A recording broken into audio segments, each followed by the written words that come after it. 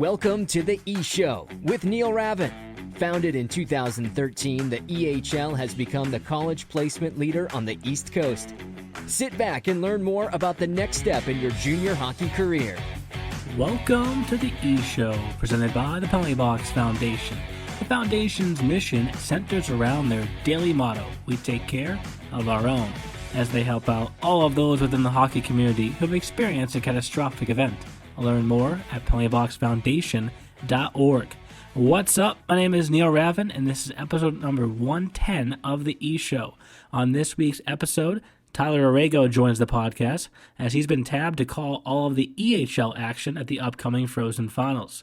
Inside the weekly rundown, Tyler helps the Ecru reset the power rankings and give an in-depth breakdown of all 4 division races in the EHL. Moving along to the Ecru Fantasy Challenge, we recap another massive performance for Jeff's team as he continues to close the gap on Lauren for first place in the standings and lobby for more swag from teams in the league. Finally, we wrap things up with a pair of games to watch for this weekend, plus a tease for another guest that will be joining the podcast next week. All right, guys, another week in the books, and the playoff races seem to only be getting tighter, so our jobs are getting easier. Yeah, I thought the MLB was locked out, Neil. We got some baseball-looking scores after last week, huh? And we have a special guest on the podcast this week. It was hard for me to keep him totally special because I can't have him just join at the snap of a finger. At some point he was going to join. You were all going to see his name and his face pop up. But it's Tyler Aragao. I was like, geez, Neil, tell us how you really feel about it, huh? Are you saying he's not special? No, but I'm saying I wanted it to be a surprise. But I wanted it to be a surprise, but it's not a surprise because Tyler's been sitting with us for the last 15 minutes already on this call. I'm just teasing you, buddy. But welcome to the podcast, Tyler. Thanks, Neil. I was gonna say deep down, I know that you always think that I'm special. I know that I'm always loved here. So our common theme of this season has been tough love. We're developing some good personalities, some good jibs and jabs. So hey, you're a goalie. Get the pads on. Get ready. Get ready to see nothing some wrong shots. with that. It's all part of the game. It's all out of love too. So it's nice to be here with you guys. Should be a fun time. We're happy to have you, man. You've been part of the Ecru fam all year. A big reason why Tyler is joining us is because Tyler will be calling all of the EHL games at the Frozen Finals. We'll have another guest soon who will have a role at the finals as well. I think Anthony knows exactly what I'm talking about as well there. So, But with that, let's get into the weekly rundown. It's time for the Ecru's Weekly Rundown. And the E-Show Weekly Rundown is brought to you by the Junior Hockey Podcast, your home for junior hockey news, knowledge, and nonsense. Check them out at tjhpodcast.com.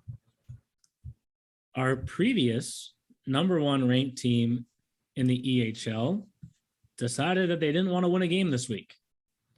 They got Lenny per node.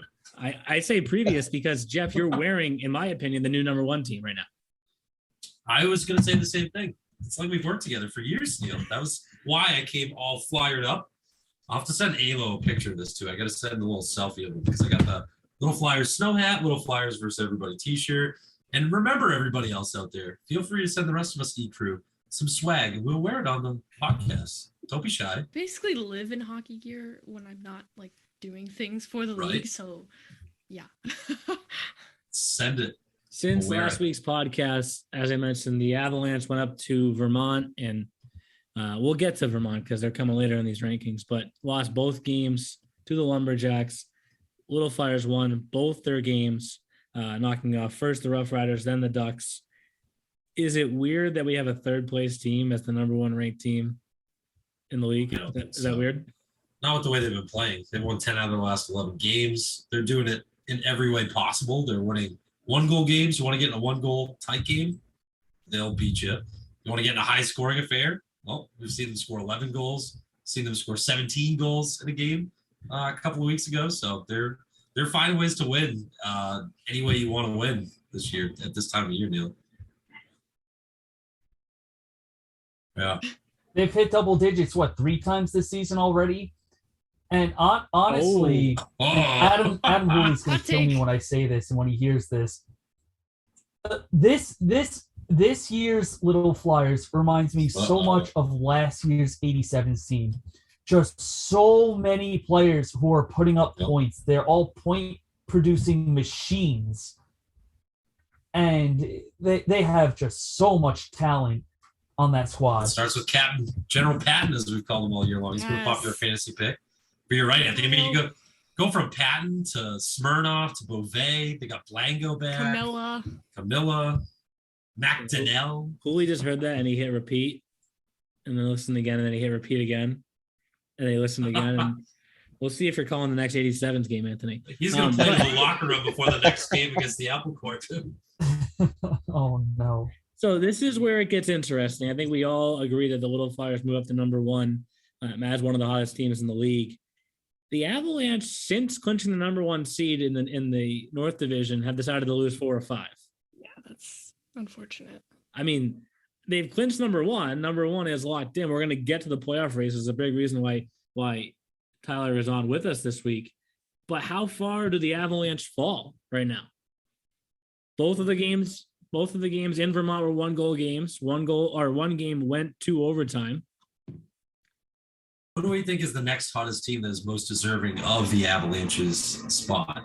That's I think I gotta say either the 87s or the Lumberjacks. That's what I would say too. I would put the 87s first because they do have the better overall record. The Lumberjacks had just recently come out of 500. Well, the Lumberjacks are red hot. Hello, Lenny Perno. Yes, with Lenny Perno. New Jersey has a larger body of work, Anthony. I would agree. You guys have been, the 87s, not you guys. Yeah, and they just they just beat Team Maryland, who has been hot on their tail and second in the division. So again, I know I'm the 87s guy. I know there's some bias here, but I think you have two teams, the Lumberjacks and 87s, who have been pretty hot recently, like in a similar stretch. But I think the 87s just get the extra edge because they have the better record. I would agree because they've been doing it for long. They just came off a 14-game winning streak. They're still 7-3 in the last 10, even dropping a few games recently. But you got the 87s have just done it over a long stretch. They've been hot for multiple months, whereas the Lumberjacks, I feel like, have been hot for multiple weeks. They're both in that way. Are you feeling the same way, Lauren?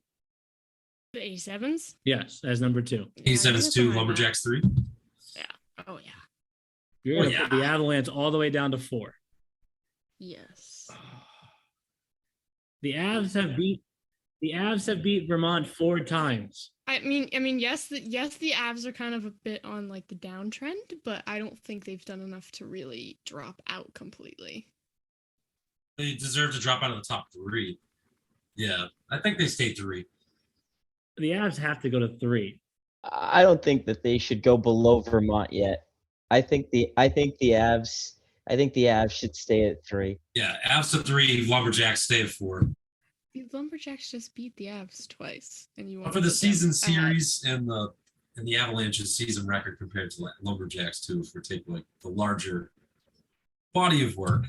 I think it'll be curious to see that they're going to have the Seahawks tomorrow. I'm there for that game. I'm looking forward to how they're going to come out at home because they have been scuffling a little bit lately. It's not something they've had to deal with a lot this season. They've hit a little bit of adversity, and I think it'll be a good test for them. I think, if you're a championship aspiring team, a little adversity in the regular season, I think that can go a long way for them. Tip my hat, though, to the Lumberjacks. They've really started to turn things around, too. So I definitely think it's getting a little bit more interesting in that North Division. It's a tough call. I don't get why we would put the Avs ahead of the Lumberjacks when the Lumberjacks keep beating the Avs as of late. To me, that does not make sense. That doesn't make sense. But the Avs did have the Lumberjacks number, but they did have their number for the majority of this. They won the first That is fair. The season series has flipped around. The Lumberjacks have won the previous 3. So they're 3-3, and the Avalanche overall are 36. If we pull from the last 10 record, like we seem to always do for these, the Lumberjacks have the better record in the last 10. Yeah, I like the longer body too, though. I think we have to find a combination of both, a mix of longer. I just don't see the Avs ahead of the Lumbies right now. But here's look. I agree with Lauren, and here's the thing. Look, put the Avalanche at 4, and if they want to work their way back up, we'll start by beating the Seahawks. If they want to work themselves back up the power rankings, then just start winning games again because they're 1-4 in their last 5. The Lumberjacks beat them 3 times as of late. So I think to put the Avalanche ahead of the Lumberjacks would not be fair to Vermont right now. I think that Vermont needs to go 3. You know what, Jeff? Avalanche needs to go 4. Jeff, we just got put in our place, so we're just gonna go with it. All right. So Just got bamboozled, eh? Yeah. So Wow. we got Little Convincing Flyers. arguments went out. Little Flyers are at 1, 87s are at 2, Lumberjacks are at 3, Avalanche are at 4. The Wolves won all their games this week also, so they stay at 5. Yep. Yes. Done. We move on to the EHLP now. Speaking of Lumberjacks, So no votes in the E. no. I'm just curious. We didn't say anything about it. Oh, No receiving votes. votes. No votes. Yeah. The rest of the league I'm good can take credence to that, and they can get fired up. We Or we just spent a bunch of time on the Avalanche and Lumberjacks in the E. Now we can spend it in the P, because the Avs and Lumberjacks played 3 times in the last week or so, and Lumberjacks won 2 of those. But did the Rangers do enough behind them? The Rangers lost to the Seahawks today. Seahawks, a lot of us have Seahawks. We'll get to the fantasy in a little bit because they have a huge week coming up. What changes, if any, can we make here? Vermont also had a win over Worcester in this past week. Is Vermont back in? If Vermont is back in, who's out? Everyone had so much to say about the EHL. Now we get to the EHLP and it's silence. It's a little tougher. We like What to are you see laughing the E's at, all over Neil? the place, but the P is a little bit more all over the Because place. in my what makes opinion. it tough is the team that we just put into the power rankings at number 4 is the Little Flyers, and they didn't lose a game. So why do they get kicked out? Do we have the guts to kick somebody out for Vermont, who in the past week had 2 wins over the Avalanche and 1 win over the Railers?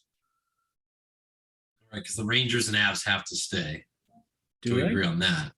Do they? Or Do we I agree think on so. I think so. Where's that coming I from? don't know. Who can agree on that? Who agreed with you? That's why I'm asking it in question form. Young Lawrence Smith. I mean, we could wipe it all. We could say it's all the same and just give the Lumberjacks receiving votes and really fire up Burlington, Vermont right now. Can we go over what the last week's was? I don't even. It's been such a long week. Last week was the Avalanche, Rangers, Railers, and then Little Flyers. Ooh. Each team, 1, 2, and 3, all had a loss. Avalanche had 2 losses. God. Anybody else want to take this? That's a one? jumbled mess. Yeah, this is a mess. It's not a good mess. Lumberjacks are still 4 and 6 in their last 10. So for me personally, I know it seems odd, but I think you just leave it as is.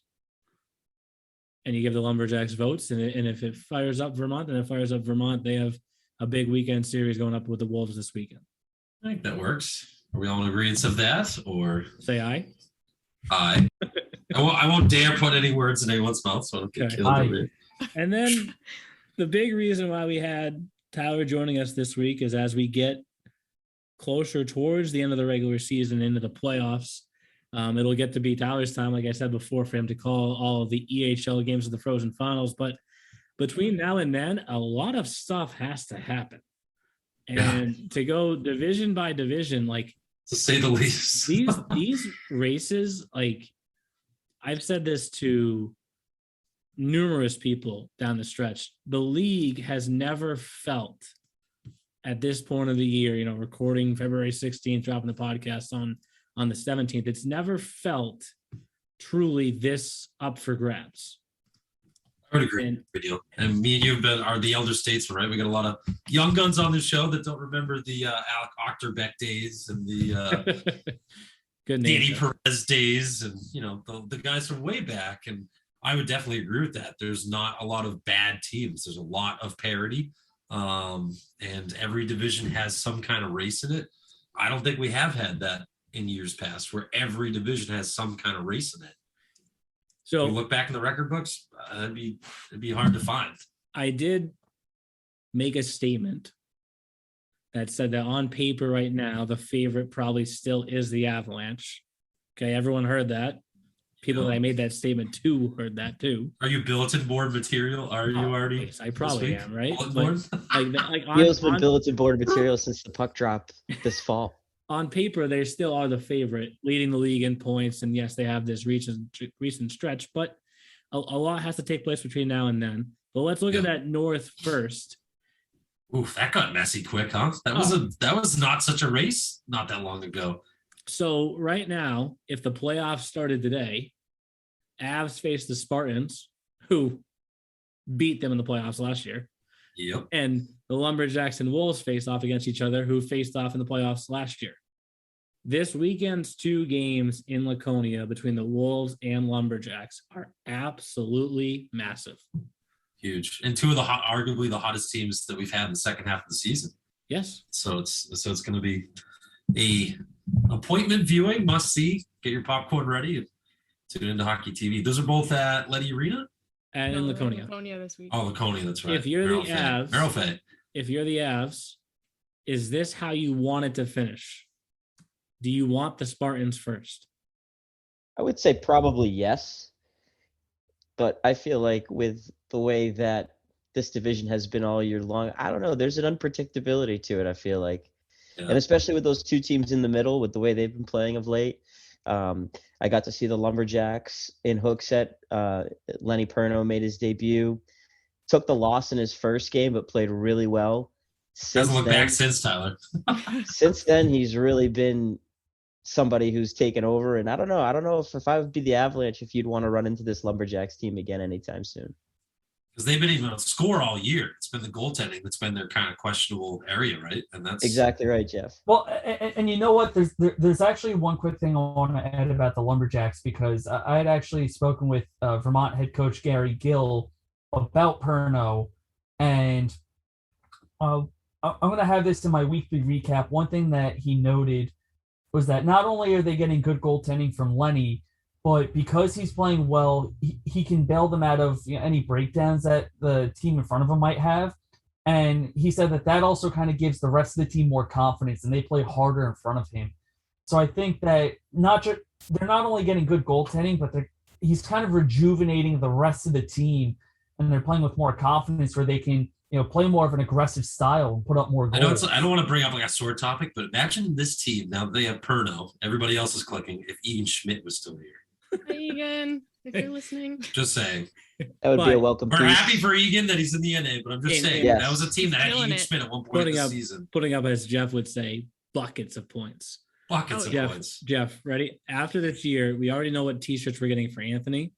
I don't care what they think. Buckets of points is yours. Pouring snow is mine. Right? I don't get one. Okay. Well, what's your go-to statement? I'm in first. Read the produce line. The produce line. Produce. Oh, no, I'm getting you apples. E-show fantasy champion. There you go. Kid show. Kids. That one's good. Let's go to the East for a second, because I'm going to come back to the North in a moment here. With the Rangers win today, they clinch the number 1 seed in the East, which means they get the winner of the play-in game, which is the Wizards or the Warriors, who just like the Wolves and Lumberjacks don't want to separate from each other, versus most likely the Seahawks.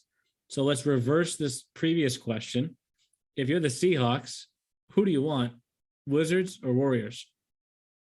I don't know. That's a toss-up. I'm stumping you again. It's just like the North Division, though. It's like these guys are all familiar foes. You see each other a million times during the season. And because of that, and then you bring in the playoff factor of, your lives are on the line, your seasons are on the line, and guys tend to show up in moments like that. So, and I think the Warriors could be a more dangerous team up front potentially than the Wizards, but they're another team. Like, goaltending, is it on the rise for them? Is it coming back for them? Is it something they can rely on? Yeah. That'll be a big question mark, I think, for the Valley Junior Warriors. But up front, if you stack them up with the Wizards, I don't know. I think Valley's got a little bit more up there, and obviously they're led by Billy Hotnett. So Billy's one of those guys who leads by example with his play on the ice, and he's got some decent supporting members around him too. So I think the Warriors, and especially with the way they've been playing in the second half, they've given a better effort in the second half, that's for sure. And I think the results for them are coming around. You want to announce number 26's name for the Warriors too? You do say that one pretty well. Well, Garrett Alberta too is another player. I love that guy. That guy in Haverhill is the best. Everybody gets Everybody gets new names and it's the best. Only if Garrett Alberti was from Alberta, right, Tyler? That'd be Garrett Alberta from Alberta. Be too perfect, Jeff. If you've never gone to a game in Valley, please. It's So amazing. we're not making fun of Jeff Mazzone. We love his accent. Jeff Mazzone. Oh no, it's great. Will be It's scorekeeping. awesome. He'll be scorekeeping 4 of the 16 games that we have in the finals also. So there's a small part of me that wants to see the Warriors get there just so that he can run up to the press box where Jeff does the PA announcing from. And honestly, Jeff, if the Warriors make it and Jeff's there, Jeff Mazzone, I'll have you announce every single player except for Garrett Alberti. So then he can take the mic from Jeff, you. No, just let him do all of the Warriors players. It's great. Jeff and Jeff show, baby. But here's the real question is now that the Rangers, like the Avs, have clinched the number 1 seed, of that next group of 4 teams, who can give the Rangers the hardest time? Waffle Express. They have years of history of playing each other in 1-goal games. I was just on the call for one the other day. Ended up being 2-0. It was the first time it was not a 1-goal decision between the two sides this year. The 2 other previous matchups were 2-1 and 2-1. One was an overtime win, one was a shootout win, and 1 win for each side. So, I think they've played each other for years, and their systems kind of grind each other, and I think they know each other. And so I think that would be the toughest opponent for BJR, the Beast of the East. I would have to disagree with you there because I feel like, especially I ended up being at the game. The Valley Junior Warriors put up a hell of a fight against the Rangers. Like honestly, they should have won. Deserved that game, to win. and they I guess the wheels fell off or something happened in OT when they just kind of fell off a little bit. Like they were controlling that game for most of it. They looked great. That's some of the best hockey I've seen from them in this new year. So I would have to say Valley would give the Rangers a hell of a fight. Anthony, you want to take a crack? Looks like Tyler and Yeah, agree. I like the Valley Junior Warriors. I feel like they have the most offensive weapons that could really compete with a Boston Junior Rangers team. Part of me, and I have not much of a reason to say this, but I have this gut feeling that the East Coast Wizards can just come out of nowhere and just go on this insane playoff run. Because we were talking about it before. They've had some stretches where they've had a hard time scoring goals, but they've been in the tug of war with the Valley Junior Warriors the last couple of weeks. I don't know. There's just something that tells me that they could be like the Seacoast Spartans from last season and just come completely out of nowhere and just knock off a top-seeded team. I can see that. See, this is the beautiful thing, Neil? We all just had different teams. Stir the pot. Stir it, baby. And Lauren said that in December too. I know she's thinking that right now. She said that back in December. So the big game to watch is right here. Now there's 2 big games on my birthday. Friday, February 25th, Wizards at Warriors. That may determine who's in that play-in game. But since we've all made our predictions, now it's time for Tyler to make his. You weren't prepared for this, Tyler. So who wins the North? Who wins the East? And then who wins the final qualifier? And I can tell you who I picked, so because I've announced this the last few weeks here. I have the Avs and Rangers winning, and I believe at this moment the Lumberjacks are going to win that final qualifier against insert team here. I don't know who loses the East finals yet. Well, who do you got? So for the North, it's firmly the Avalanche. I know that it's been a tough run for them lately. Uncharacteristic run, though, I would say. This is a team that they showed all year long in all 3 areas of the game how dominant they can be. They've got that elite goaltender. They've got a very experienced blue line, and then they have the best line in the Eastern Hockey League. I mean, Matt Carlson, Aiden Hotchkiss, and Michael Tersoni. They've done it all year long, putting pucks in the back of the net at quite the rate. So I just can't see any of those other 3 teams giving them a run for their money. I know the Lumberjacks are hot right now, but I've got the Avalanche as the kings of the North. East? When it comes to the East, I mean, I have to say that it'll be Boston at the end of the day. when the dust settles there. I just think this year that they've proven to still be able to control their own fate when it comes to that division. I know the Express were catching up a little bit. There was a point where they were, I think, even in points for a small stretch, but the Express just could never quite really get over that hump. And I think the season series this year between those two teams has shown that there's a little bit of an edge towards the Rangers, but I think for that reason they'll be the one to skate out of the East. And now you don't have to say what teams play in it, but the loser of the North faces the loser of the East. Who's the final qualifier? So I think for the final qualifier, I could see a team like the Express coming away from it. Ooh, and Red Train. I think Tyler. I think a really big reason why, and this probably won't be a surprise to people, but as somebody who maybe puts a little too much of an emphasis on goaltending. I knew it. I knew you were coming there. I've gotten to see a lot of Scott Bird and Jack Boschert this year, and I think they've really been reason one and reason two why the Express have had the solid season that they've had this year under a new head coach. Would you say, Tyler? Yeah, I would say that I think that duo Underrated. is pretty underrated, and I think in the playoffs, obviously goaltending can make such a difference for you. And if you're a team that doesn't really have that alpha scorer, that go-to guy, the Express are a team that is composed of a group of players that I think can carry things offensively. But if they're going to go anywhere in the playoffs, it'll largely be because of the goaltending and the team defense that they've brought this season. And off that point, Neil, that's why I think Walpole has the one chance. I think that's why I think they match up with the Rangers so well, because it's good goaltending versus good goaltending and good defense. I have a little bit of believability in them in that sense as well, just because I think goaltending can really move the needle like that. And when it comes to struggle to score goals. When it comes to matching up with the Rangers, I think a tandem of Boschert and Bird goes really well against someone of Nate Miller's caliber. Chris Jackson too. He's been great this year as well. Agreed. So there's the North and the East.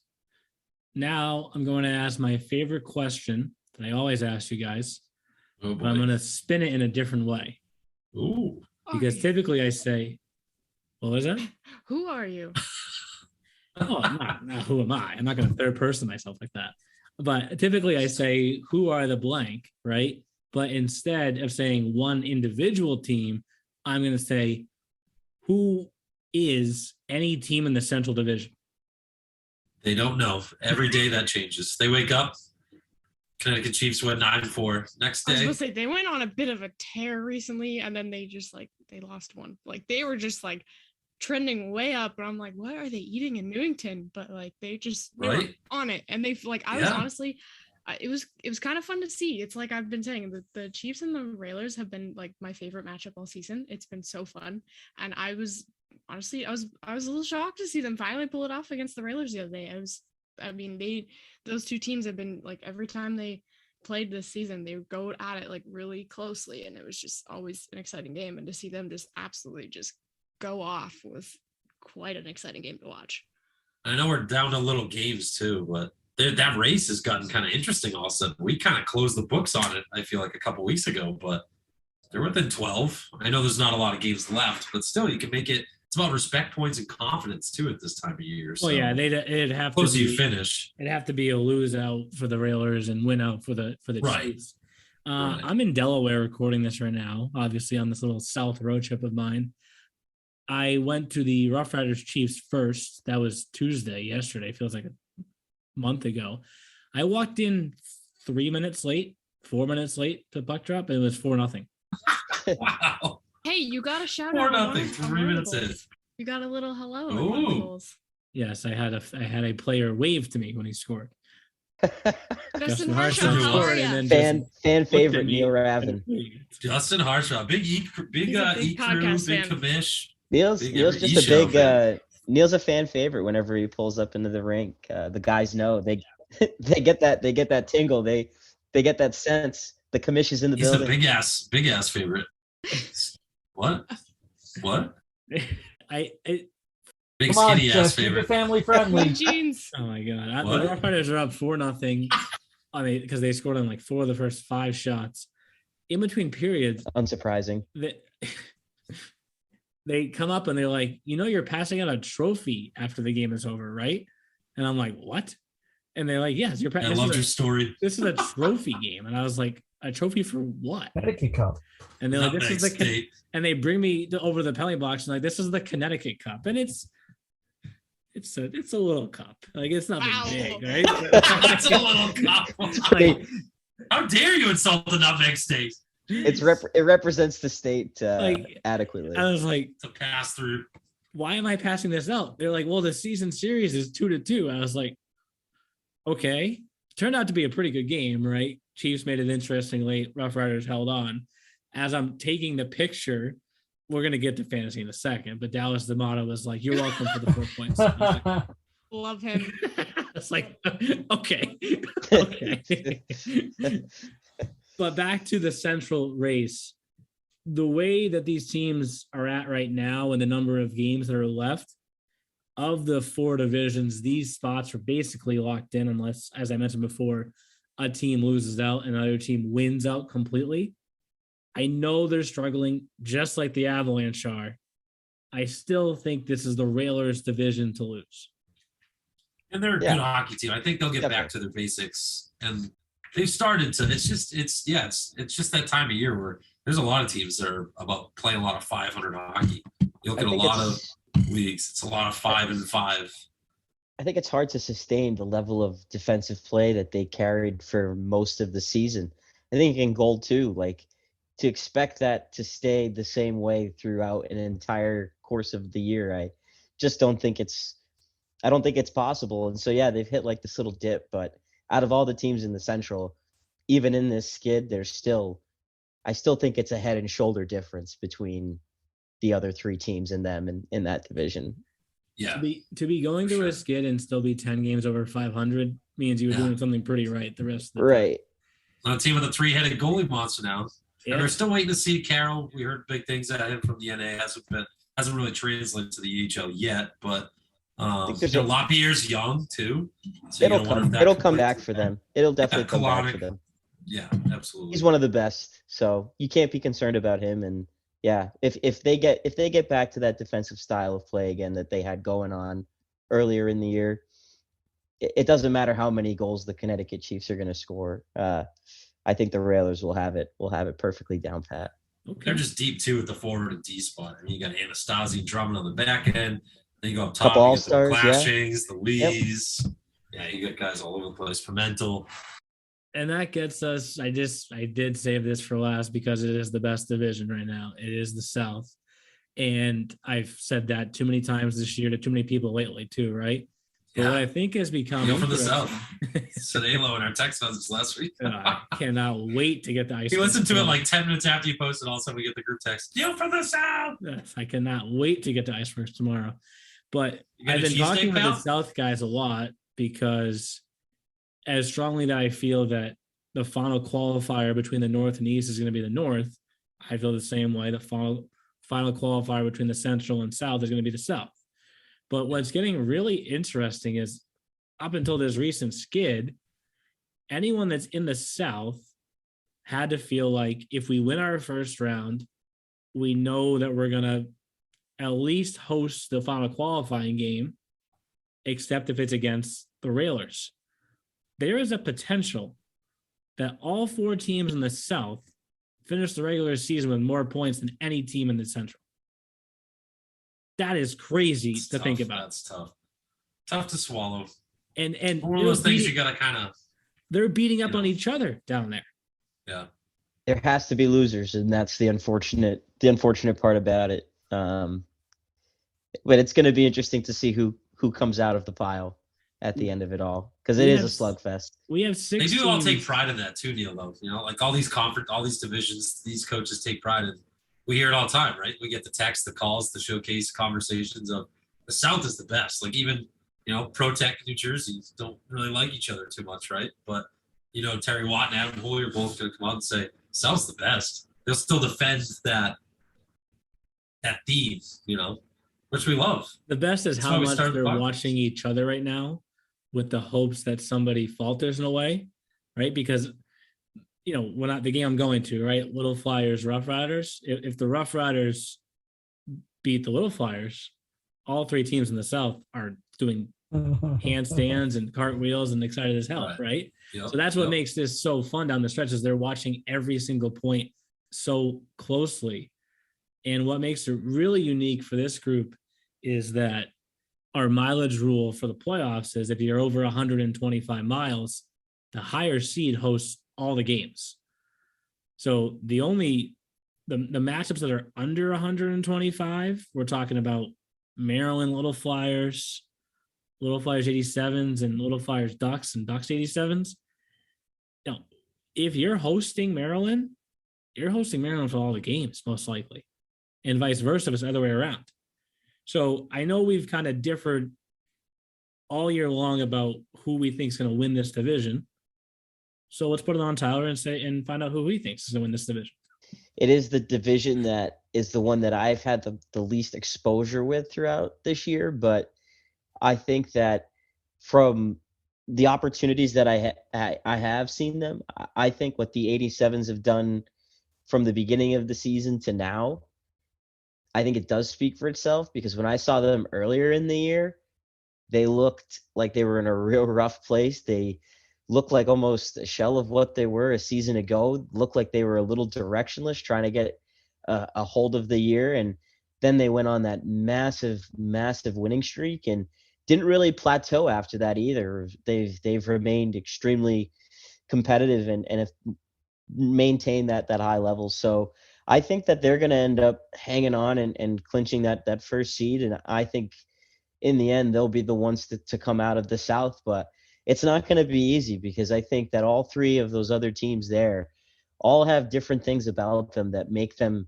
very difficult outs. And I think in particular with Maryland and the Flyers, those are two teams that they're right there. They're not too far behind the 87s at all. But I'm pretty confident that it'll end up being New Jersey in the end.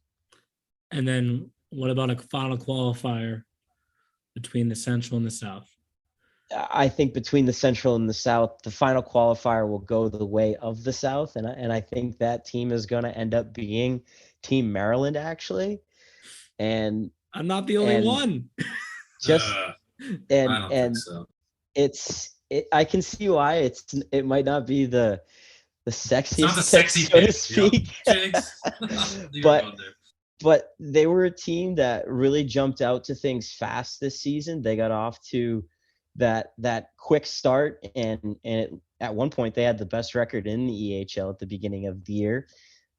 Towed off a little bit, sort of stumbled a bit, but they have regained form, and they're a team that has some individual players who can really pop out at you, like offensively. And obviously they picked up Jackson Bernard as well, and that's quite an acquisition to make, along with John Werber in net too. So they've shored up in positions where they've had to shore up in, and they've got some players up front that I think are really talented, and they could be a team that potentially outscores their way on through a qualifying game. So I would take one Team thing I want to Maryland. add to, because we talked about it last year, and I still think it's true. Josh Fusco also just is a really good coach in employing that playoff kind of style, meat and potatoes, blocking shots. But that's also where the Little Flyers scare me. They have 8 players from Michigan, and even though we were talking about how the Little Flyers put up a lot of points, those kids from Michigan also have that lunch pail attitude where they can play a hard physical game. So even if the 87s do manage to come out of the South, I'd be scared of either the Little Flyers or Team Maryland, because they're both skilled and they're hardworking. And I think either one of those teams could easily make a run to the Frozen Finals too. I agree with you there, Anthony.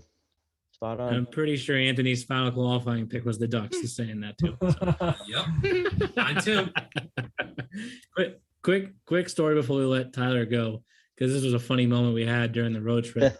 I'm down here with Joe Bertagna, obviously commissioner of the EHL, myself, and we were meeting with Andrew Goldman from the Maryland organization. And after the game ended today, which was a 3-0 victory for the 87s over Maryland, Andrew said, "Do you guys want to say bye to Josh before you leave?" And I was kind of like, gonna see Josh again on Friday when Maryland plays the Ducks, but Andrew's kind of making a point to go say bye. So while we're waiting in the office, Joe looks at me and goes, "In my past history with the Hockey East, I never wanted to go see a coach after a loss. It was like his cardinal rule."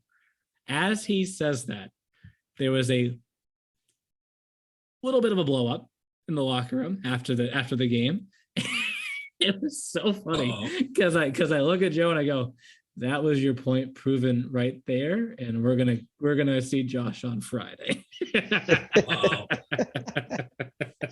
Yeah, never talk to a coach after a loss. It's funny because that is 101. Josh came out of the locker room pretty quickly and saw us before we left. He was like, "Did you guys hear that?"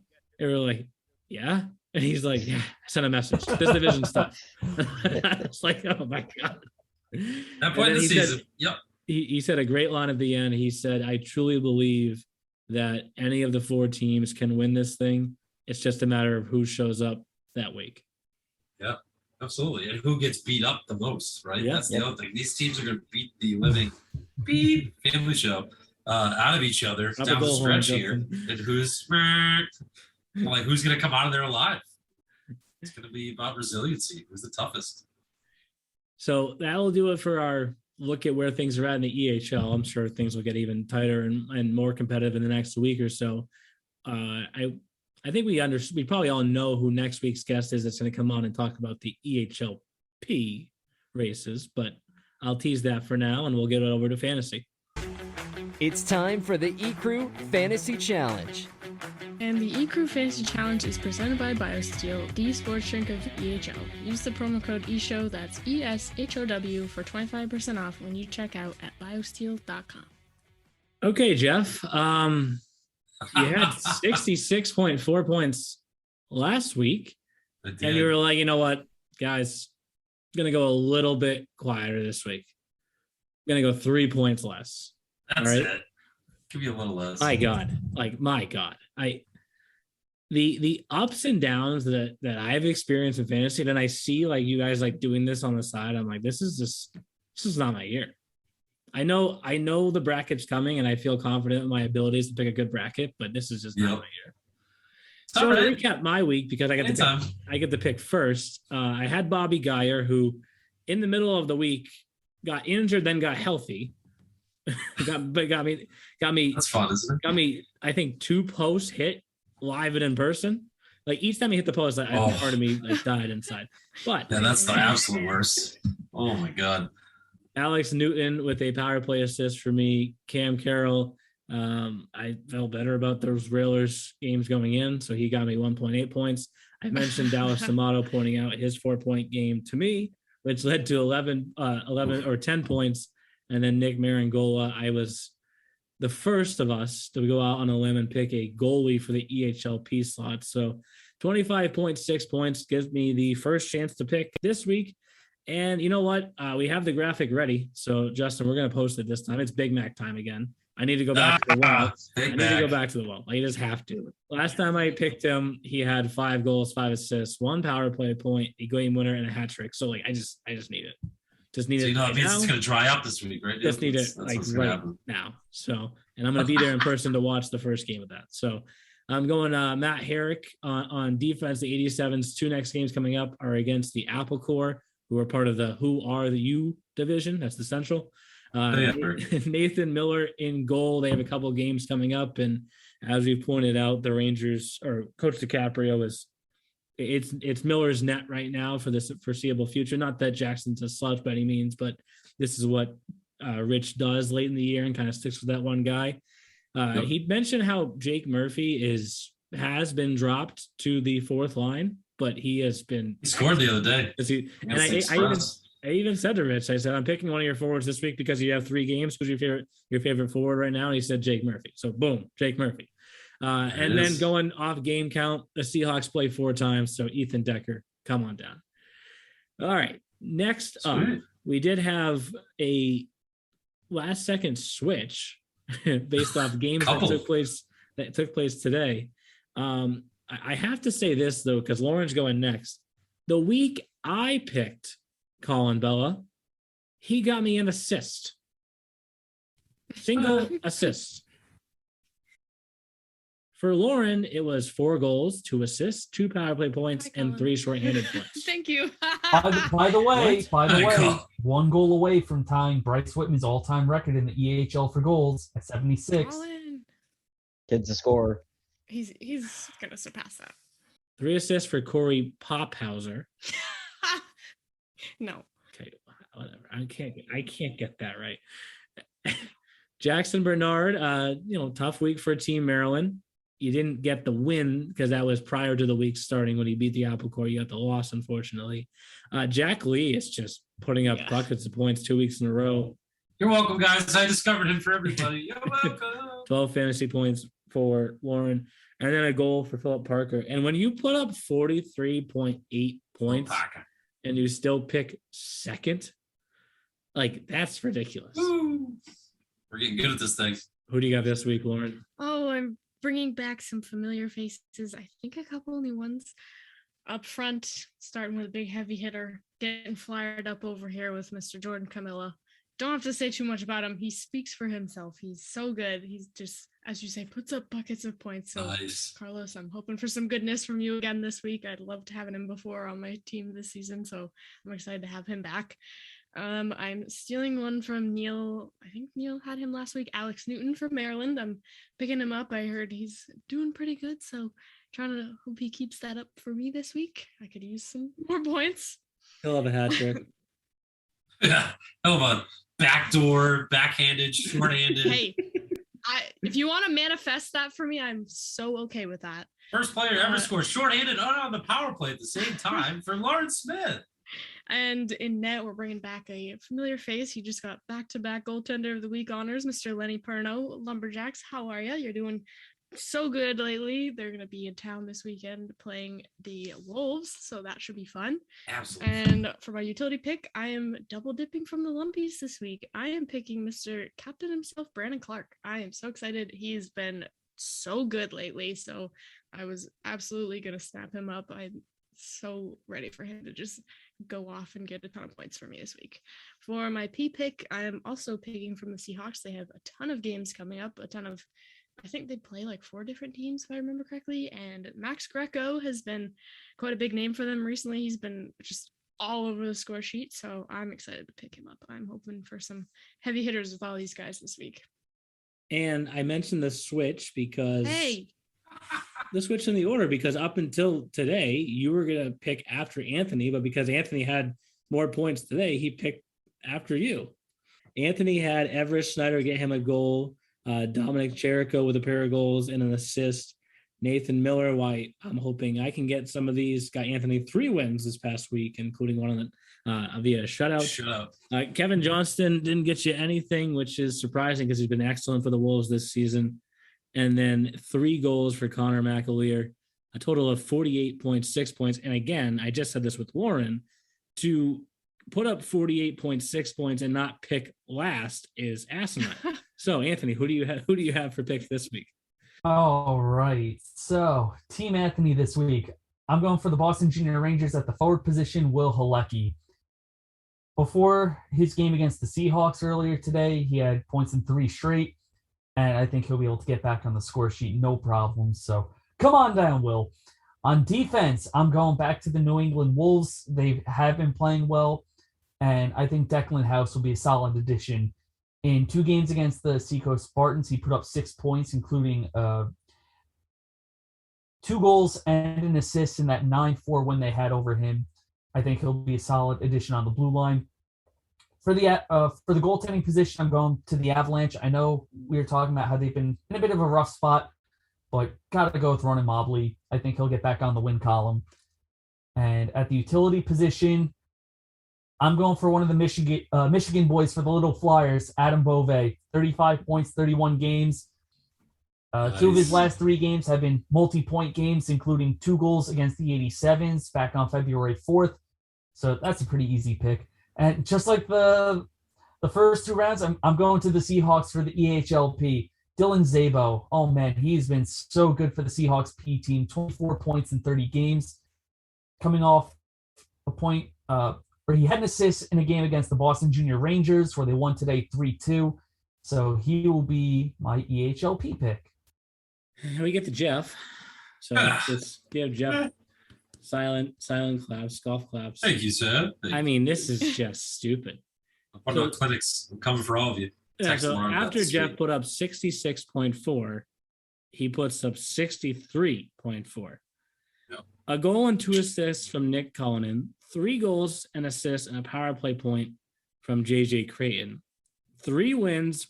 D-man. That's a D-man, everybody. With 107 saves. 2 of those wins were against the top 5 ranked team in the Avalanche for 28.4 points from Lenny Perno.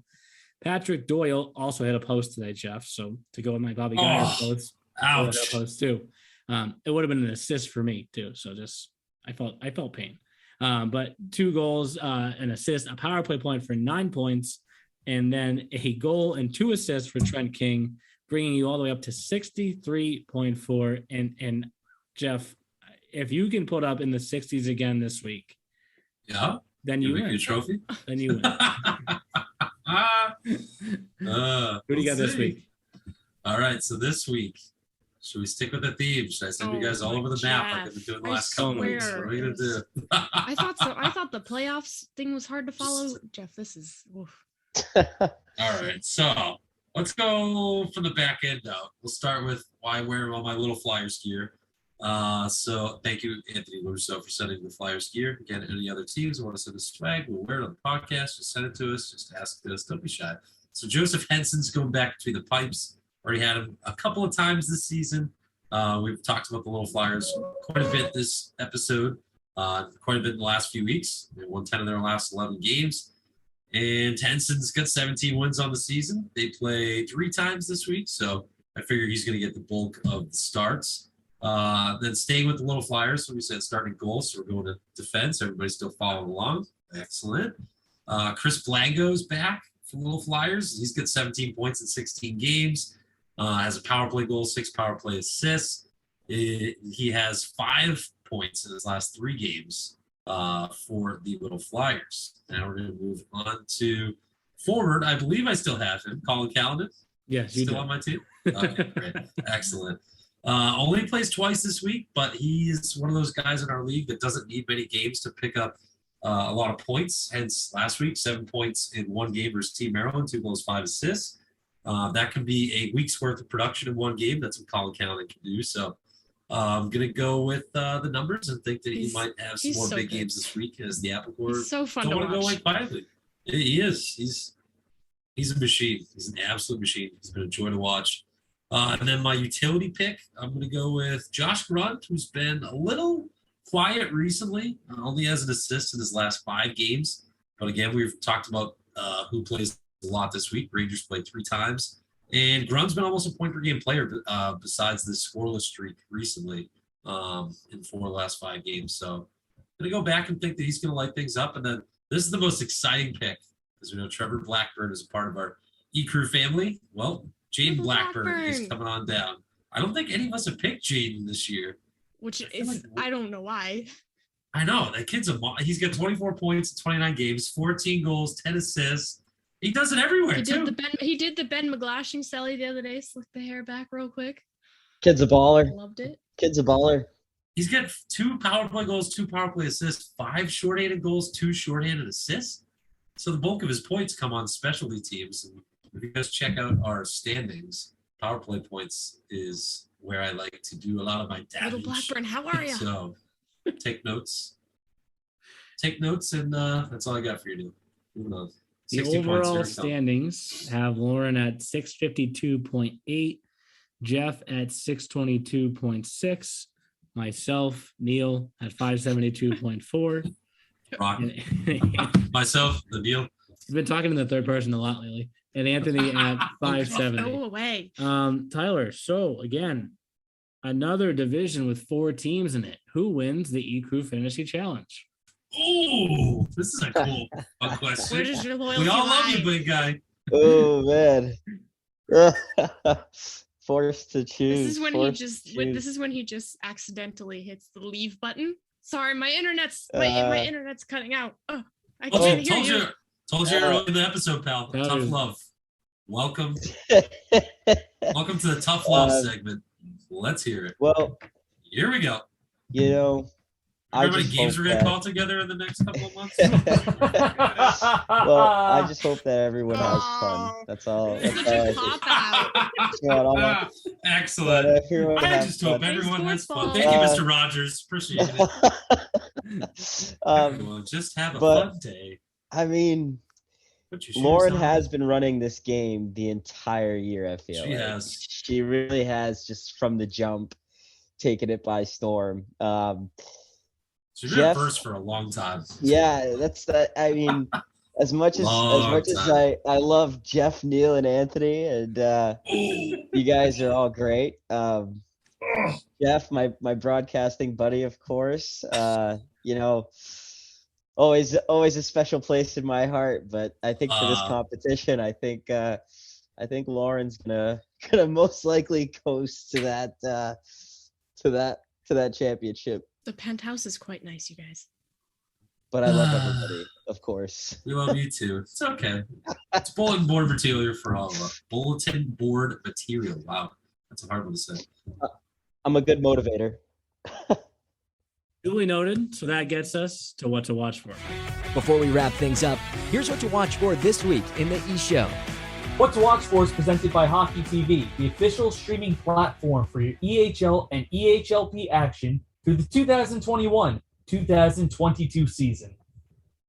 There was a message that was just sent in the chat in the Zoom. That nickname has gone away. Like that nickname. Are we sure? What are you talking about? They're literally in the background of your frame right now. Your lean jeans are Lawrence. Oh my God, Lawrence's most recent one. That's great. Oh, Justin showing us his lean phone. jeans rap. Oh, Neil, you've been. Oh man. Well, typically at this point we highlight some games to watch, which we kind of already all did in an earlier part of this podcast. To me, still the 2-game series between the Wolves and the Lumberjacks. What word did I just say? What did I just call Wolves, Loaves of bread. I don't know what I just said. It's approaching 10 p.m. I have spent so much time in the car. Should have been. This is that night after my one glass of milk, and then I go to bed. I can tell just from your tone of voice earlier when you came out. I was like, oh, Neil's at the end of a shift, at the end of a nice long 2.5 minute power play shift. I like to live in New Hampshire because there's no traffic. At one point today, you live in the middle of nowhere, which is fine. There's no traffic because at one point today, I was on a 5-lane highway and every single lane was dead stopped. I believe it. Welcome to the South. And the first thing I said, hockey teams, good traffic. The first thing I said to Fusco when I saw him, I was like, I did not realize truly how far they travel to get to our showcases. Like, it is amazing. That is like, it felt like a journey, like a long, never-ending journey. Neil, take it from the NJ Transit apologist. Rail is the way to go. Rail. Liberate yourself from the tyranny of cars and highways and traffic jams. Take the train. Anthony's reducing his carbon footprint. Oh my God. He is. I feel like I just stepped into my history class. Professor DePaulo. It is cool though to drive through areas that you haven't been through before. Like, so I drove through the Baltimore tunnels and it was like, no explosives or whatever, that no hazmat, whatever it was. And I was like, okay, I guess I'll pull over because clearly my car is just filled with those right now. But it was cool. It was different. But I'm going to the Little Flyers Rough Riders tomorrow, and that is a 9-mile drive. So nice and easy. Wow. Plenty of that, our condolences to you. Plenty of big games to watch. Plenty of content still coming out from us too. I know we got a special feature coming out soon here. Yay. With Lauren and Tyler talking about how Tyler's taking over my spot of calling the finals. I'm glad that part of the podcast ended in the fall. Because in the fall, there was a lot coming from this left side of my screen from Justin and Jeff. But clearly we know that Tyler is the better broadcaster than me, so this works out great for everyone involved. Wow, you just called yourself out. We've had such a good thing, Neil. A bunch of big games this week. Sad, that's all. Another special guest coming on for next week's podcast. with every day that passes, we're another day closer to the postseason and what is shaping up to be probably one of the best months of March in league history. So enjoy the games this week, guys, and we'll talk to you next week. Sounds good. Thanks for listening to The E-Show. Learn more at easternhockeyleague.org and follow us on Facebook, Twitter, Instagram, and YouTube. Also, be sure to subscribe and get notified when next week's podcast is released.